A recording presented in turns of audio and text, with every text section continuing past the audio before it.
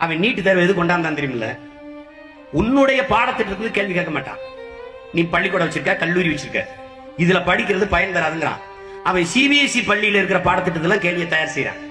இப்ப உன்னைய இந்த நீட்டு தேர்வு மூலமா வலுக்கட்டாயமாக சிபிஎஸ்இ பள்ளிக்கு நகர்த்தா. உன்னைய இதுல போய் படிச்சாதான் நீ மருத்துவராக முடியுங்கிற நிர்பந்தத்தை உனக்கு தள்ளுறான். அங்க போனா நீ கட்டாயமா ஹிந்தி படிக்கணும், கட்டாயமா சமஸ்கிருதம் படிக்கணும், தமிழ் படிக்கவே முடியாது. எப்படி அடிக்கிறான் பாரு உன் தாய்மொழியை. ஒரு தேசிய இனத்தின் முகத்தை சிதைச்சு அவனை அடையாளமற்றவனாக்கி நீ இந்தியன் என்று சொல்லுங்க. அவனுடைய நுட்ப அரசியல். இப்ப சிபிஎஸ்இ பள்ளியில நீ சான்சிராணியே படிப்ப, உன் பாட்டி வேலுநாச்சியார படிக்க மாட்ட. நீ சர்தார் வல்லபாய் பட்டேல படிப்ப, ஆனா உன் பாட்டன் வஉசி நீ படிக்க மாட்ட. நீ வீர சிவாஜியை படிப்ப, உன் பாட்டன் தீரன் சின்னமலையோ, புலித்தேவனையோ, மருதுபாண்டியரையோ, சுந்தரலிங்கத்தையோ, அழகுமுத்துக்கோனையோ நீ படிக்க மாட்ட. பெரும்பிடுங்கன்னா அவனுக்கு யாருன்னு தெரியாது, அவனுக்கு பேரு படுதுதான் தெரியும். வரலாற்றில் இருந்து உன்னை மறைக்கிறான்.